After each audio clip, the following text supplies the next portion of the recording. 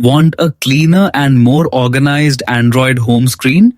In this quick guide, I'll show you how to customize your grid size so your apps look neat, balanced, and easier to access. First of all, go to your home screen and long press on any empty space. This will open the customization menu. From there, tap on Settings or Home Screen Settings located at the bottom of the screen.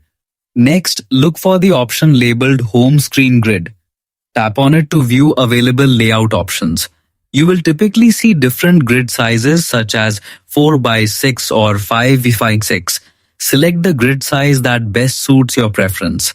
A 4x6 grid provides larger icons with more spacing, while a 5x6 grid allows you to fit more apps on a single screen. After selecting your preferred layout, tap Apply or Done to save the changes. Your home screen will automatically adjust according to the new grid settings.